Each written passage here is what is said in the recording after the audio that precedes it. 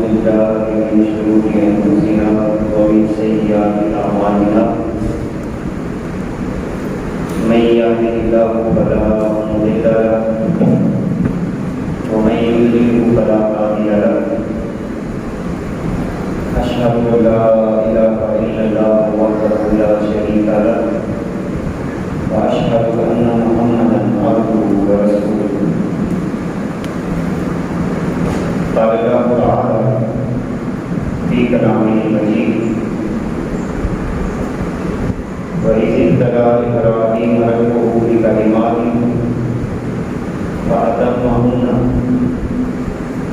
قال إني جاعلك للناس إماما قال ومن ذريتي قال لا ينال عهد الظالمين صدق الله العظيم وبلغنا رسوله النبي الكريم الرؤوف الرحيم إن الله وملائكته يصلون على النبي يا أيها الذين آمنوا صلوا عليه وسلموا تسليما اللهم صل على سيدنا ومولانا محمد وعلى آل سيدنا ومولانا محمد وبارك وسلم عليه الصلاة والسلام عليك يا رسول الله وعلى آلك وأصحابك يا رحمة للعالمين. عزیزان محترم، اللہ رب العزت کی توفیق حضور نبی رحمت صلی اللہ علیہ وسلم کی خصوصی طور پر بات کرتا ہے. رب الجلال نے ہمیں جمعے کا مبارک دن نصیب کیا. دعا ہے کہ اللہ رب العزت ہماری حاضری کو اپنی بارگاہ شرف قبولیت عطا فرمائے، ایمان کی سلامتی کے ساتھ زندگی بسر کرنے کی توفیق عطا فرمائے. آج کی ہماری گفتگو کا عنوان سیدنا ابراہیم علیہ السلام کی سیرت پاک اور اس سیرت پاک سے حاصل ہونے والے ہماری زندگی کے اندر جو عملی نتائج ہیں ان پر چند باتیں آج کی اس جمعہ کی نشست میں سیکھنے کی کوشش کرتے ہیں.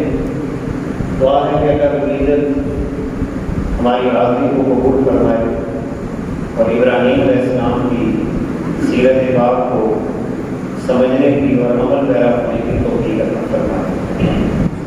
قرآن مقدس میں اللہ رب العزت نے دو نبیوں کے بارے میں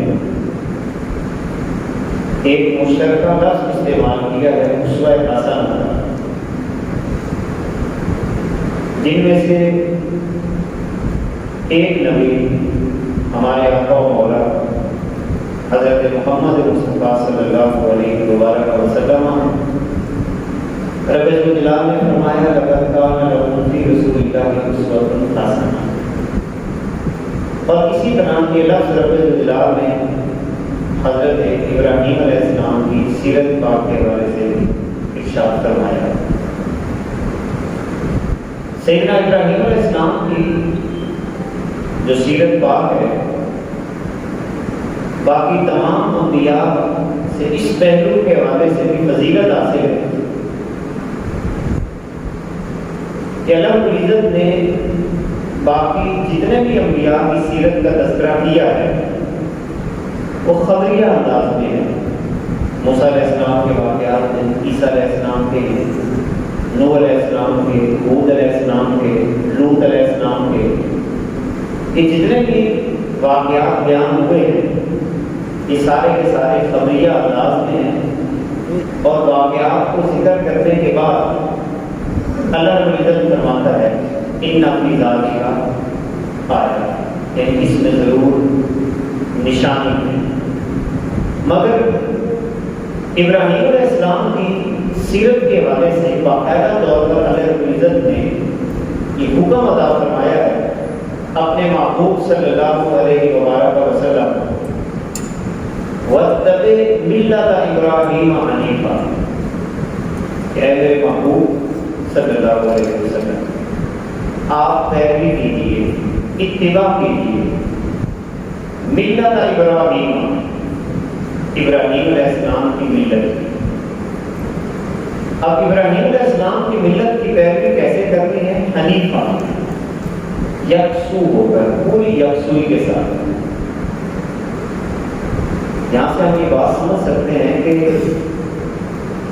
اللہ رب العزت نے حضور علیہ السلام کو یہ جو حکم عطا فرمایا ہے کہ ابراہیم علیہ السلام کی ملت کی آپ پیروی کیجیے، تو وہ کون سی خصوصیت ہے کہ جس بنیاد پر ابراہیم علیہ السلام کی ملت کی پیروی کرنے کا اللہ رب العزت نے اپنے محبوب کو باقاعدہ طور پر حکم عطا فرمایا؟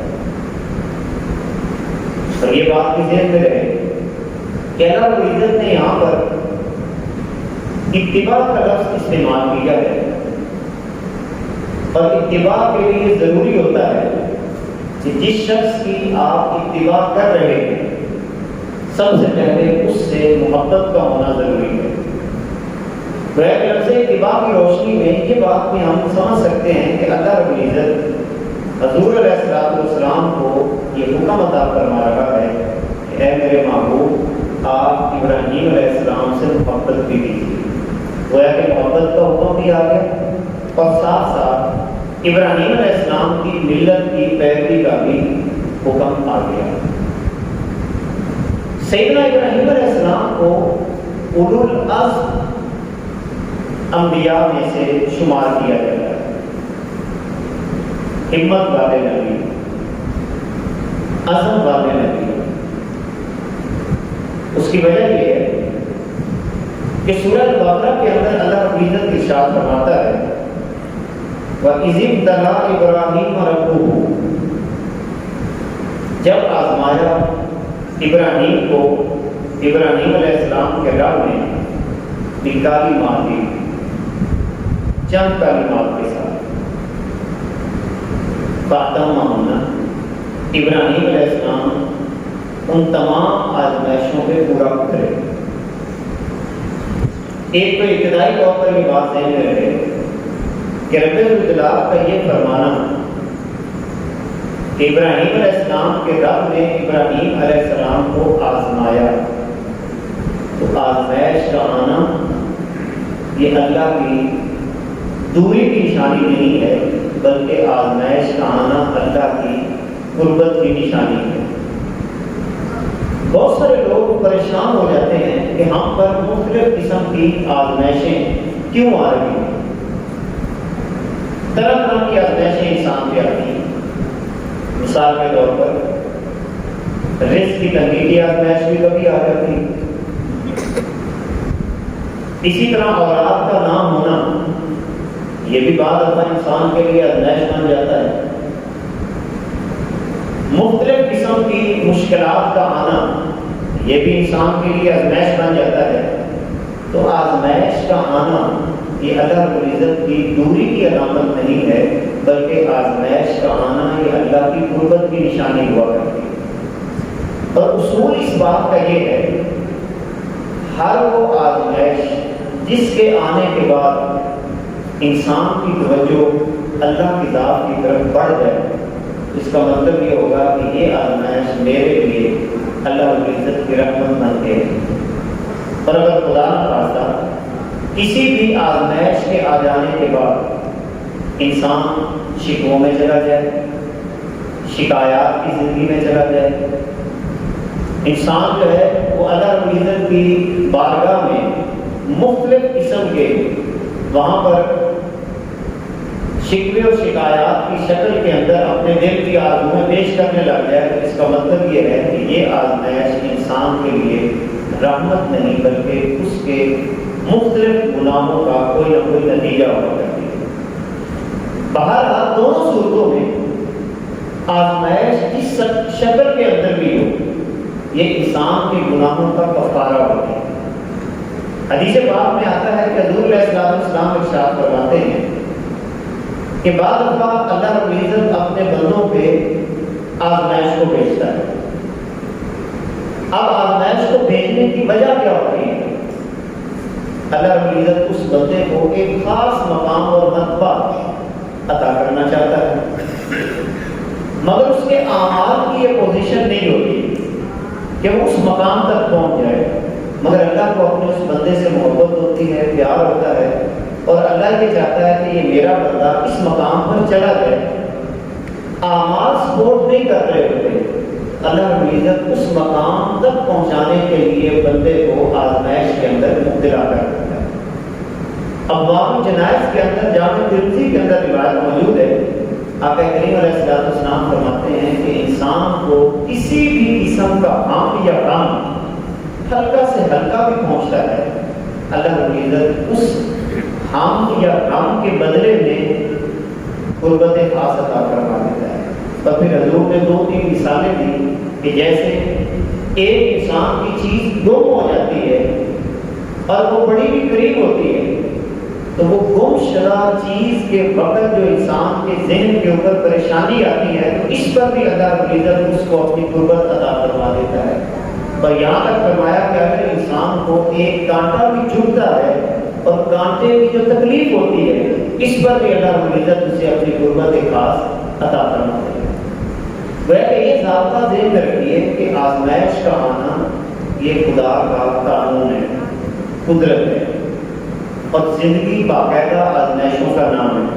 اس لیے فرمایا ہوا اسی طرح ابراہیم علیہ السلام کو اس کے رب نے آزمایا مختلف تعلیمات کے ساتھ۔ سیدنا ابراہیم علیہ السلام کی حیات طیبہ انتہائی ہمت والی ہے۔ آپ کی جو سب سے بڑی آزمائش تھی ابتدائی حیات مبارکہ میں کہ جس ماحول کے اندر ظلم بھی تھا، شرک بھی تھا، اور لوگ مختلف خداؤں کے سامنے اپنا ماتھا ٹیک رہے تھے، اس کے اندر تنہا کھڑے ہو کر اللہ کی توحید کا نعرہ بلند کرنا یہ واقعہ ہی ہے باہمت شخص کا بھی کام ہو سکتا ہے، اور یہ بہت بڑی آزمائش ہے۔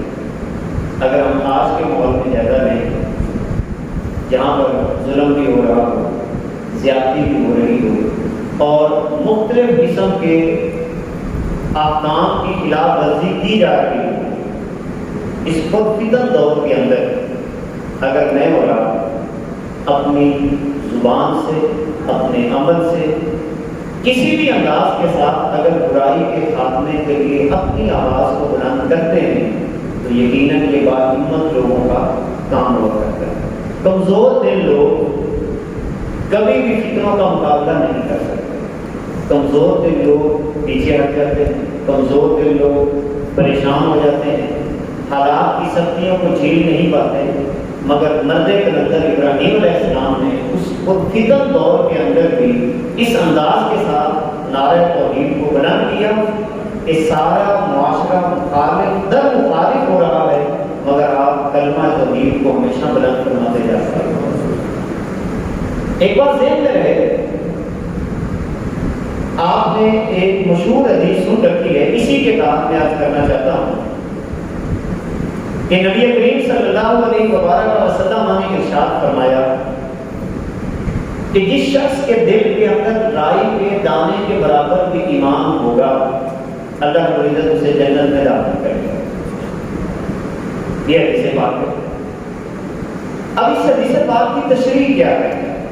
وہ رائی کے دانے کے برابر ایمان کس درجے کا ہوتا ہے کہ اللہ رب العزت جنت عطا فرماتا ہے۔ اسی حدیث پاک کو سمجھنے کے لیے ہمیں ایک دوسری حدیث کا سہارا لینا ہوگا، اور وہ بھی مشہور حدیث پاک ہے۔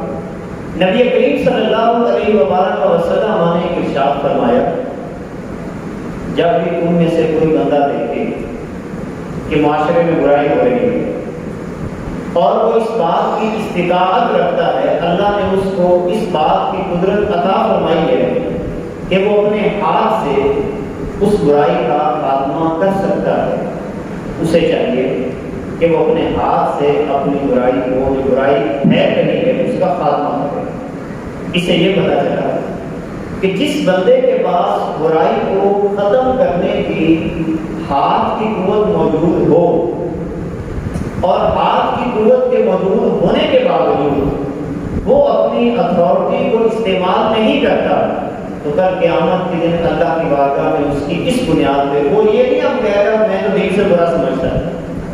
مثال کے طور پہ اگر ہم مختلف اتھارٹیز کا مطالعہ کرتے ہیں جو ہمارے یہاں اس وقت قانونی طور پر جن اشخاص کو اتھارٹی دی جاتی ہے، مثال کے طور پر انتظامی امور کے حوالے سے اگر دیکھا جائے تو گاؤں کا نمبردار سب سے پہلی اور بنیادی اتھارٹی ہے، اس کے بعد اس کے اوپر کا جو تحصیل لیول کی اتھارٹی ہوتی ہے، ڈی سی ایک اتھارٹی ہے، کمشنر ایک اتھارٹی ہے، پھر اس کے اوپر جتنی بھی اتھارٹیز موجود ہیں یہ ساری کی ساری ایک دائرہ کار رکھتی ہیں، اور ان میں سے آپ حیران ہوں گے کہ جو ہماری سب سے کم درجے کی اتھارٹی ہے جو ہر گاؤں میں موجود ہے، جس کو ہم نمبردار کہتے ہیں، اور ویسے عموماً یہ نمبردار کا لفظ لغت کے اندر استعمال ہوتا ہے، اس کے پاس 18 اتھارٹیز موجود ہیں۔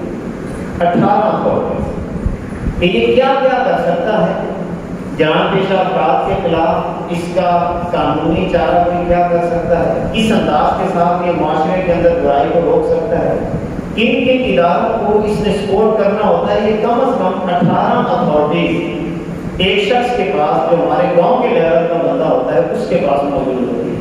لہذا وہ بندہ جو اس بات کی اتھارٹی رکھتا ہے کہ اللہ رب العزت نے اسے ہاتھ سے روکنے کی قوت عطا فرمائی ہے اور پھر بھی وہ اپنی اتھارٹی کو استعمال نہیں کرتا، تو یہ اللہ کی بارگاہ میں قابل گرفت عمل ہوگا۔ اسی طرح حضور علیہ السلام نے ارشاد فرمایا کہ ایک شخص کے پاس یہ اتھارٹی تو نہیں ہے کہ وہ ہاتھ سے برائی کا خاتمہ کر سکے، جیسے میرے اور آپ کے پاس یہ نہیں ہے۔ ہاں اگر کوئی دے تو ہم کریں گے، لیکن جب تک ہمارے پاس یہ اتھارٹی نہیں آتی ہم ہاتھ سے برائی کا خاتمہ نہیں کر سکتے۔ ہمارے پاس اگر اتھارٹی ہے تو یہ بولنے کی ہے۔ اب حضور علیہ السلام فرماتے ہیں کہ ایک شخص اگر بول کر برائی کے خاتمے کے لیے اپنا کردار ادا کر سکتا ہے تو وہ بول کر کرے۔ اب حضور علیہ السلام نے اس کے بارے میں بھی فرمایا کہ یہ مومن ہوتا ہے جو ہاتھ سے برائی کا خاتمہ کرے اور روکنے کی اتھارٹی بھی اس کے پاس موجود ہو۔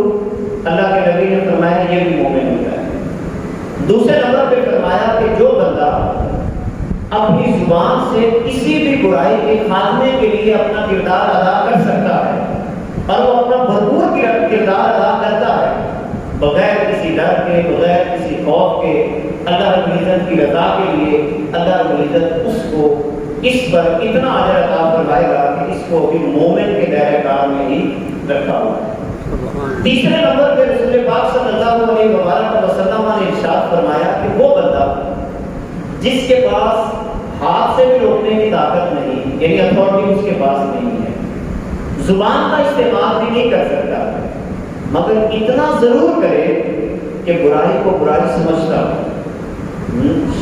شراب ہے، شراب سے نفرت کرتا ہو، چوری سے نفرت کرتا ہو، ڈکیتی سے نفرت کرتا ہو، ظلم سے نفرت کرتا ہو، یعنی یہ نہیں ہے کہ وہ دل سے ظلم پہ بھی راضی ہو رہا ہو، کسی پہ ظلم ہو رہا ہے اور یہ دل سے خوش ہونا شروع ہو جائے، کسی پہ زیادتی ہو رہی ہے اور یہ بندہ اندر ہی اندر خوشی کا اظہار کر رہا ہو۔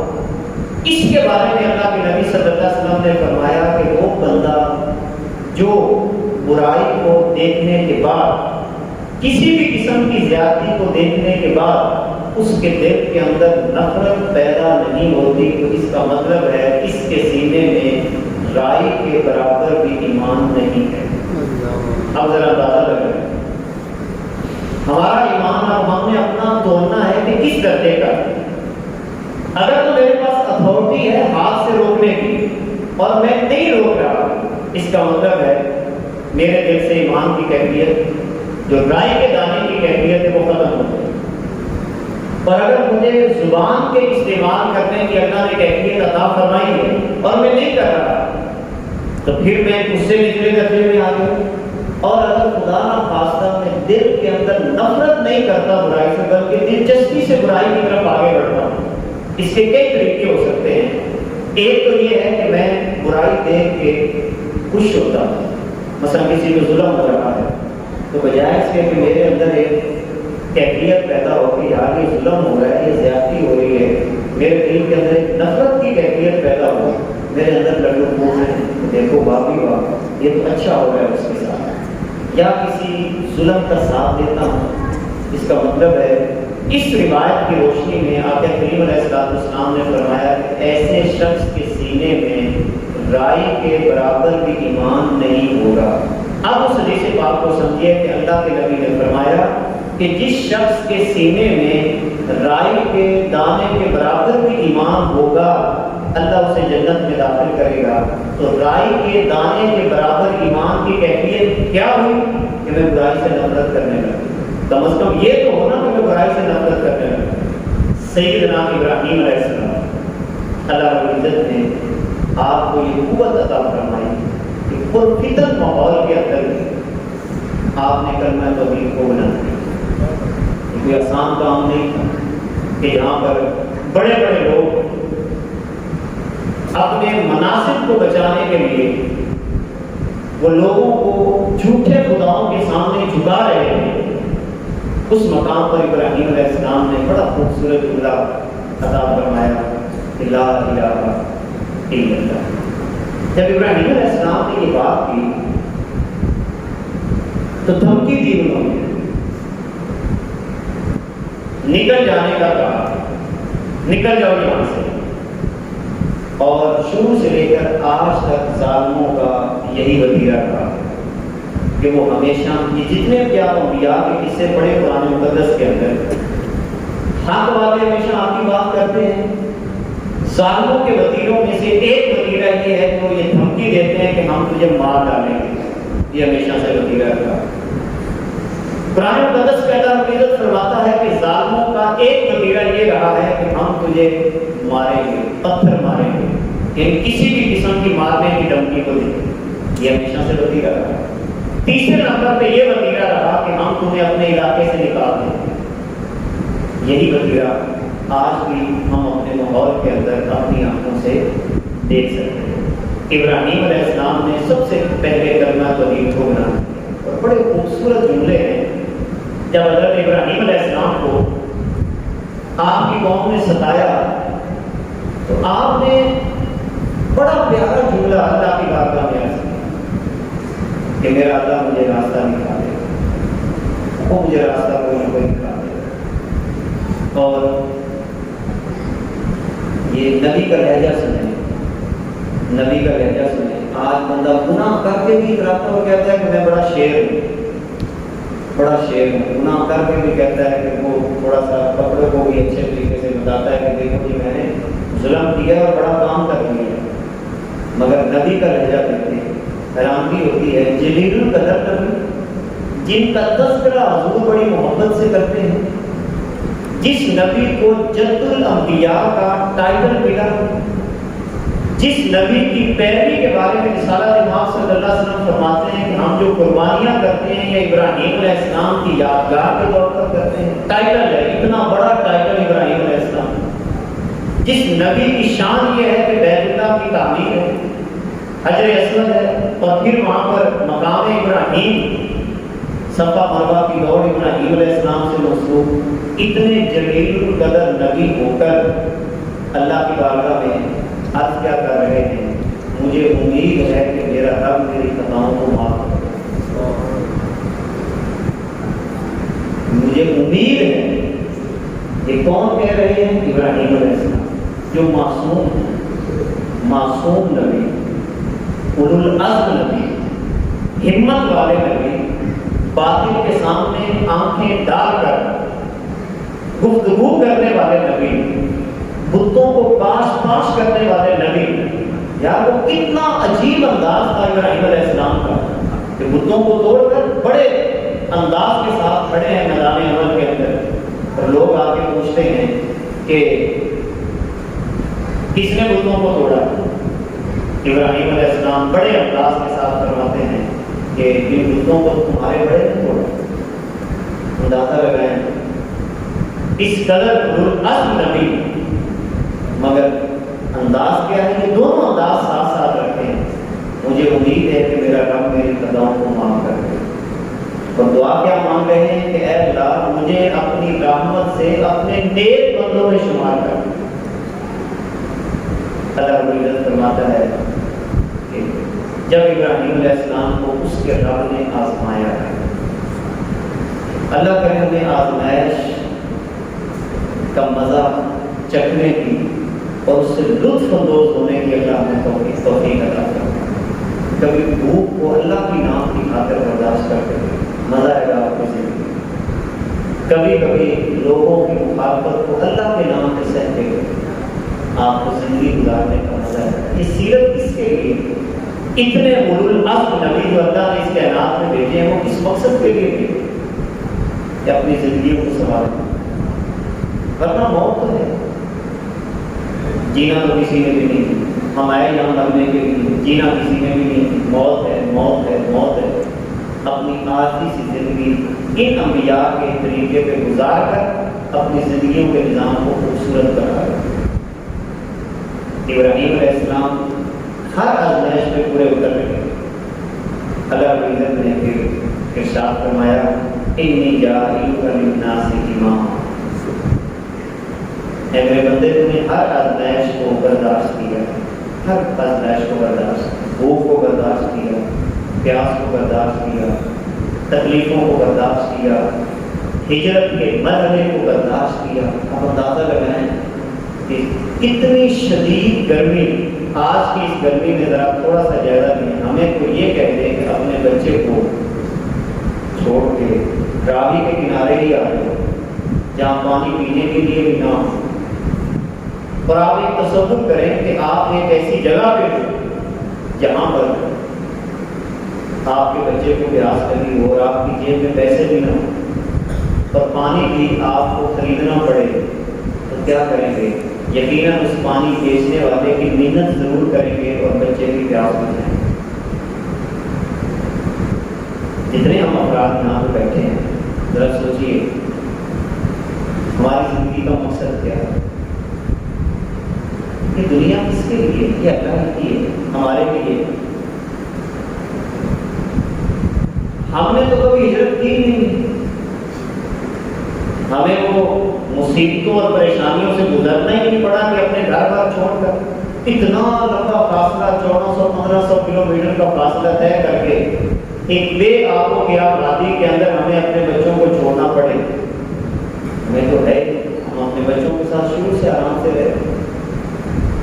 ہماری ہجرت کیا ہے؟ اللہ کے نبی صلی اللہ علیہ وسلم نے جو ہمارے لیے ہجرت کی توجہ دلائی ہے، ہماری ہجرت یہ ہے کہ ہم گناہوں کو چھوڑیں. یہی ہماری ہجرت کا ہے. اگر خدا نہ خواستہ حرام کھاتے ہیں، حرام کھانا چھوڑیں. یہ ہماری ہجرت ہے. ہماری ہجرت یہ ہے کہ اگر ہم باطل کا ساتھ دیتے ہیں تو ساتھ دینا چھوڑیں. یہ ہماری ہجرت ہے. ظالم کا ساتھ دیتے ہیں تو ظالم کا ساتھ دینا چھوڑ دیں. یہ ہماری ہجرت ہے. اگر ہم خدا نہ خواستہ جھوٹ بولتے ہیں، جھوٹ بولنا چھوڑ دیں. یہ ہماری ہجرت ہے. اگر خدا نہ خواستہ ہم اللہ رب العزت کی نافرمانیوں میں آگے بڑھ چکے ہیں، ان چیزوں کو چھوڑ کر اللہ کی بارگاہ میں آ جائیں، یہ ہماری ہجرت ہے. اور یقین جانیں جب انسان یا اللہ سے سودا کر کے لیتے ہیں، ہم سودا کرتے نہیں، ہم اپنی کیلکولیشن میں پڑے رہتے ہیں. یہ کیا تو میری جگاڑ ختم ہو جائے گی، فلاں کیا تو بینک بیلنس نیچے گرائے گا، فلاں کام کیا تو زمین تھوڑی ہو جائے گی. وہ اپنی کیلکولیشن میں پڑے رہتے ہیں. کیا زمین اور کیا زمین کے ٹکڑے، کچھ بھی نہیں. سب غم و غمان ہے، گلیمر کی دنیا ہے، شوقی ہے، وقتی زینت ہے، سارا کچھ عارضی سا ہے. لہذا ان ساری چیزوں کو پیچھے ہٹا کر سودا اللہ کی ذات کے ساتھ ہے. اور اللہ کی ذات کے ساتھ کیا ہوا سودا کبھی گھاٹے کا نہیں. آپ کرتے تو دیکھتے ہیں یہ ایگریمنٹ سائن کر کے دیکھتے. ابراہیم علیہ السلام نے ایگریمنٹ سائن کیا، بچوں کو چھوڑ کے چلے گئے. بے آب و گیا بات ہے. انعام دیکھیں اللہ نے کیا کیا کیے، انی جاعل للناس اماما، اے میرے بندے تو میری ہر آزمائش پہ پورا اترا ہے، میں تجھ سے وعدہ کرتا ہوں کہ دنیا میں آنے والے تمام لوگوں کا تجھے امام بنا دوں۔ ذرا غور تو کیجیے، غور کیجیے، یہ نشانیاں کس کے لیے ہیں؟ یہ اللہ رب العزت نے یہ جو ایگزامپل سیٹ کی ہیں، مثالیں بنائی ہیں، یہ کس کے لیے بنائی ہیں؟ ہمارے لیے۔ ہم سیکھ نہیں گئے، ہم اپنی من مانی کرتے ہیں، اپنا نظریہ اپنی فکر لاگو کرنے کی کوشش کرتے ہیں۔ مکان بن جائے بہت بڑا، جو مرضی کریں، جھوٹ بولیں، فراڈ کریں، دھوکے کریں، بس مکان آنا چاہیے، بڑی گاڑی آنی چاہیے، اس کے بغیر تو میں سفر بھی نہیں کر سکتا۔ بہت ساری چیزیں جو ہمارے دماغ پہ تاری ہیں کہ امامت ایسے پھر نہیں ملا کرتی۔ امامت کے لیے بچوں کو بے آب و آبادی میں بھی چھوڑنا پڑے اور روکھی سوکھی کھا کر بھی گزارا کرنا پڑے، جب تک یہ جذبہ پیدا نہیں ہوگا ہم امامت کے لائق نہیں ہو سکتے۔ ابراہیم علیہ السلام نے چھوڑا، اماں ہاجرہ اپنے بچے کے لیے، دیکھیں ماں بھی تو کتنی عظیم ہے، میاں بیوی کا تعلق ایسا ہو تو زندگی کتنی خوبصورت ہو۔ بیوی نے کوئی شکوہ نہیں کیا کہ آپ مجھے تنہائی میں چھوڑ کے کہاں جا رہے ہیں، بلکہ ابراہیم علیہ السلام سے بس ایک سوال کیا کہ آپ مجھے یہاں پہ کیوں چھوڑ کے جا رہے ہیں؟ ابراہیم علیہ السلام نے سادہ سا جواب دیا کہ مجھے میرے اللہ کا حکم۔ بس اماں ہاجرہ سلام اللہ علیہ عرض کرنے لگی ٹھیک ہے، اگر اللہ کا حکم ہے تو پھر خیر ہے، کچھ بھی نہیں۔ کیا آج ایک شوہر اگر اپنی بیوی کو کہتا ہے کہ دیکھ میں اپنے گھر میں حرام نہیں لا سکتا، میں کسی کا حق نہیں مار سکتا، چوری نہیں کر سکتا، فراڈ نہیں کر سکتا، جو روٹی سوکھی ہوگی میں تجھے پیش کروں گا، اور بیوی آگے سے اتنا کہتے اور اپنے شوہر کو شیر بنا دے کہ ٹھیک ہے میرے شوہر نامدار، میں روٹی کھا لوں گی مگر میں تجھے سلام پیش کرتی ہوں، گھر کے اندر کبھی حرام مت لے کے کسی کا حق کھا کے نہ آنا، ورنہ ہم برباد ہو جائیں۔ اگر بیوی یہ جذبہ رکھے اور بغیر شکوے اور شکایت کے ذرا اندازہ لگائیں، آپ سیرت پڑھ کے دیکھیں، اماں ہاجرہ نے کوئی شکوہ نہیں کیا، بچے کو پیاس لگی ہے تو آپ دیکھیں اگر خدا نہ خواستہ ہم ماحول میں دیکھیں کہ آپ کسی بھی جگہ پر اپنے بچوں کو چھوڑ کے آتے ہیں، اچانک کھڑا کرنا پڑ جائے گرمی کے موسم میں، پیچھے ان کو پیاس لگ جائے تو وہ 100 دفعہ پوسیں گے یہاں پہ چھوڑ کے چلا گیا، اس کو فکر نہیں تھی، بچے کو پیاس بھی لگ سکتی تھی، مگر قربان جائیں اماں ہاجرہ، سلام ہو اس خاتون پر، سلام ہو اس خاتون پر، سلام ہو اس بچے پر، سلام ہو ابراہیم علیہ السلام پر۔ اللہم صلی علی محمد وعلی آل محمد کما صلیت علی ابراہیم، سلام ہو ابراہیم علیہ السلام پر۔ کہ بیوی نے شکایت نہیں کی کہ ہمیں چھوڑ کے چلا گیا، نہ تو یہاں کھانے کا کچھ مل رہا ہے، نہ پانی پینے کے لیے مل رہا ہے، وادی غیر ذی زرع، کوئی آبادی بھی نہیں ہے، مگر سلام ہو، آپ نے شکوہ نہیں کیا، خود پانی کے تلاش کرنے کے لیے دوڑ لگا رہے، یہ نہیں کہا کہ میرا شوہر مجھے یہاں پہ چھوڑ کے چلا گیا۔ جو اماں ہاجرہ کے پاس ہمت تھی، کبھی صفا پہاڑی پہ جاتی ہے، کبھی مروہ پہ جاتی ہے، دوڑ لگ رہی ہے، اور اللہ رب العزت نے کرم ایسا کیا کہ ابراہیم علیہ السلام جہاں پہ اپنے قدموں کو رگڑ رہے تھے زمزم سے چشمہ جاری کر رہے تھے۔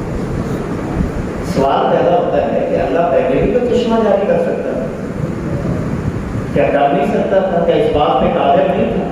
کر سکتا تھا، مگر وہ دیکھتا ہے کہ میرا بندہ میرے ساتھ سودا بھی کرتا ہے یا نہیں کرتا، کیا سودا بھی، کیا کچھ چیزوں کو چھوڑتا بھی ہے یا نہیں چھوڑتا، کیا میرے حکموں کے آگے سر بھی جھکاتا ہے یا نہیں جھکاتا۔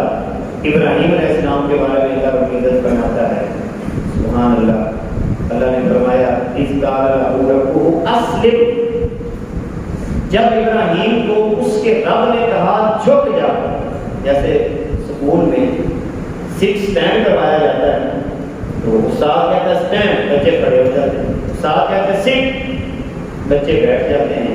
وہی منظر یہاں پہ ذہن رکھتے ہیں۔ وَإِذْ قَالَ لَهُ رَبُّهُ أَسْلِمْ، جب ابراہیم علیہ السلام کے رب نے ابراہیم علیہ السلام سے کہا اسلم، جھک جا، قال اسلمت لرب العالمین، اے اللہ میں جھک گیا تمام جہانوں کے رب کے سامنے۔ کیا کبھی ایسا جذبہ میری طبیعت میں پیدا ہوا؟ اللہ نے کہا کہ یہ کام چھوڑ دو اور میں نے فوراً کہا کہ والد تعالیٰ میں فوراً چھوڑتا ہوں، آج کے بعد نہیں ہوگا۔ ذرا سوچیے، مثلا اللہ کہتا ہے جھوٹ چھوڑ دو، تو کیا اس مسجد میں بیٹھ کر میں اپنے آپ سے وعدہ کر سکتا ہوں مالک تیرا حکم آ گیا کل سے جھوٹ نہیں ہوگا، فوری طور پر جھوٹ کو چھوڑ دیتا، رشوت نہیں لوں گا، فراڈ نہیں کروں گا، دھوکہ نہیں کروں گا، حرام نہیں کھاؤں گا؟ کیا میں فوراً یہ جذبے کا اظہار کرتا ہوں؟ اگر نہیں کرتا تو اس کا مطلب ہے رائی کے دانے کے برابر بھی ایمان کی کیفیت ابھی تک دل میں نہیں آئی۔ اور قربان جائیں انبیاء کی تربیت پر کہ جب آخری وقت آتا ہے وَوَصَّىٰ بِهَا إِبْرَاهِيمُ بَنِيهِ وَيَعْقُوبُ، ابراہیم علیہ السلام اور یعقوب علیہ السلام نے جب اپنے بچوں کو اکٹھا کیا تو وصیت کون سی کی جا رہی ہے؟ آج وصیتیں بھی ہماری مختلف ہیں، وصیتیں بھی مختلف ہیں۔ کوئی باپ اپنے بچوں کو بٹھا کر آج یہ وصیت نہیں کرتا، کوئی زمینوں کی وصیتیں کر رہا ہو، کوئی مکانوں کی وصیتیں کر رہا ہوگا، کوئی پیسے کے لین دین کی وصیت کر رہا ہوگا، فلاں سے لینے ہیں فلاں سے لینے ہیں، کوئی رہ نہ جائے۔ مگر ابراہیم علیہ السلام اور یعقوب علیہ السلام وصیت کر رہے ہیں یا نہیں یا ان اللہ اصطفیٰ لکم الدین، اے میرے بیٹو یاد رکھنا اللہ نے تمہارے لیے دین کا انتخاب کیا، فلا تموتن الا وانتم مسلمون، اور جب تم مرنا تو اللہ کا فرما بردار ہو کر۔ کتنی خوبصورت وصیت ہے۔ اسی طرح اللہ رب العزت ایک اور مقام پہ ارشاد فرماتا ہے ام کنتم شہداء اذ حضر یعقوب الموت، کتنا پیارا منظر کھینچا ہے کہ کیا آپ اس وقت موجود تھے کہ جب یعقوب علیہ السلام کو موت آ رہی تھی، اس قال لبنی، جب انہوں نے اپنے بچوں سے کہا ما تعبدون من بعدی، سبحان اللہ، میرے بیٹو میرے مرنے کے بعد تم کس کی عبادت کرو گے، کس کے سامنے سر جھکاؤ گے؟ قالوا، سارے بیٹوں نے یک زبان ہو کے کہا نعبد الہک، ہم تیرے الہ یعنی اللہ کی عبادت کریں، وَإِلَٰهَ آبَائِكَ، اور تیرے باپ دادا کے الہ ابراہیم علیہ السلام، اسماعیل علیہ السلام، اسحاق علیہ السلام کے معبود کی پیروی کریں گے، الہا واحدہ وَنَحْنُ لَهُ مُسْلِمُونَ، اور ابا جانا پریشان نہ ہونا، ہم اپنی گردن جھکائیں گے تو اللہ کے سامنے جھکائیں گے، اللہ کے علاوہ کسی کے سامنے نہیں جھکائیں گے۔ اب ذرا غور کیجیے ابراہیم علیہ السلام کی ملت کے بارے میں جو اللہ رب العزت نے ارشاد فرمایا وَاتَّبِعْ مِلَّتَ إِبْرَاهِيمَ حَنِيفًا، اتباع کیجیے ابراہیم علیہ السلام کی ملت کی یکسوئی کے ساتھ۔ آج اس مہینے کے آغاز سے پہلے آپ نے قربانیاں کرنی ہیں تو قربانیاں اس انداز کے ساتھ کریں کہ گناہوں سے ہجرت کریں، اللہ اس کے رسول کی نافرمانی کو چھوڑ دیں، غیبت چھوڑیں، حسد چھوڑیں، بدماشی چھوڑیں، چوری چھوڑیں، ظلم چھوڑیں، زیادتیاں چھوڑیں، اور پھر اللہ کی بارگاہ میں جھک کر اپنے گناہوں کا اظہار کر کے توبہ کریں۔ یہ جو 10 دن آ رہے ہیں ان کا ایک خاص وظیفہ ہے جو آقا کریم علیہ السلام نے عطا فرمایا۔ ایک تو حضور نے فرمایا یہ جو 10 دن آ رہے ہیں ان 10 دنوں کے اندر ہر نیک عمل جو کیا جاتا ہے باقی دنوں سے سب سے زیادہ اللہ کو پیارا لگتا ہے۔ قیمتی 10 دن آ رہے ہیں، اللہ رب العزت نے ان 10 دنوں کی قرآن مقدس کے اندر باقاعدہ قسم اٹھائی ہے قسم اٹھائی ہے رب العزت نے جو آنے والے 10 دن ہیں، اور حضور علیہ السلام نے ان 10 دنوں کا جو وظیفہ ہمیں عطا فرمایا وہ ہے اللہ اکبر، اللہ اکبر، لا الہ الا اللہ واللہ اکبر وللہ الحمد۔ اور صحابہ کرام یہ ذرا ذوق کے ساتھ اس وظیفوں کو کریں، 10 دن پورے ذرا اس ذوق کے ساتھ کریں کہ صحابہ کرام جیسے کرتے تھے۔ وہ گلی میں جا رہے ہوتے، سواری پہ ہوتے، ان کی زبان پر یہی جملے ہوتے، اور آہستہ نہیں اونچی آواز کے ساتھ گلیوں میں جا رہے ہوتے، اللہ اکبر، اللہ اکبر، لا الہ الا اللہ واللہ اکبر، اللہ اکبر وللہ الحمد۔ اور اس کو ذوق یوں ہی ان 10 دنوں میں گلی میں، محلے میں، بازار میں جا رہے ہیں، سواری پہ سوار ہیں، اور آپ کی زبان پر یہ جملے ہیں، اللہ اکبر، اللہ اکبر۔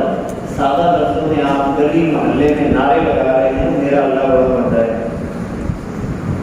وہ میرا اللہ بڑا بڑا ہے، اللہ اکبر۔ لوگوں کو بتا رہے ہیں، اوے خبردار خبردار خبردار، تم جتنے مرضی بڑے ہو جاؤ، جتنے مرضی بڑے ہو جاؤ، جتنے مرضی بڑے ہو جاؤ، اللہ اکبر من کل شیء، دنیا جہان کے سارے لوگ تم اکٹھے ہو جاؤ، میرا اللہ بڑا بڑا ہے، میرا اللہ بڑا بڑا ہے، بڑا بڑا ہے، لا الہ الا اللہ، اس کے علاوہ کوئی معبود نہیں۔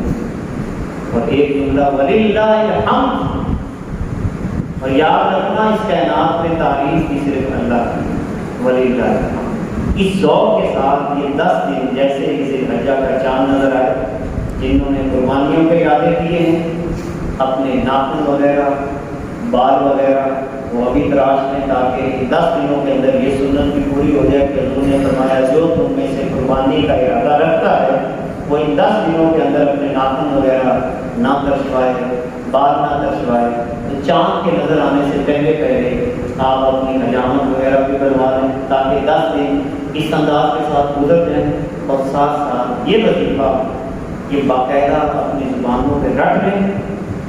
جیسے ہی چاند نظر آئے، گلی میں، محلے میں ہل چلاتے ہوئے، زمینوں کو پانی دیتے ہوئے، بیج بکھیرتے ہوئے آپ کی زبان پر ایک ہی جملہ ہو، اللہ اکبر، اللہ اکبر، لا الہ الا اللہ واللہ اکبر وللہ الحمد۔ اللہ رب العزت ہمیں عمل کی توفیق عطا فرمائے۔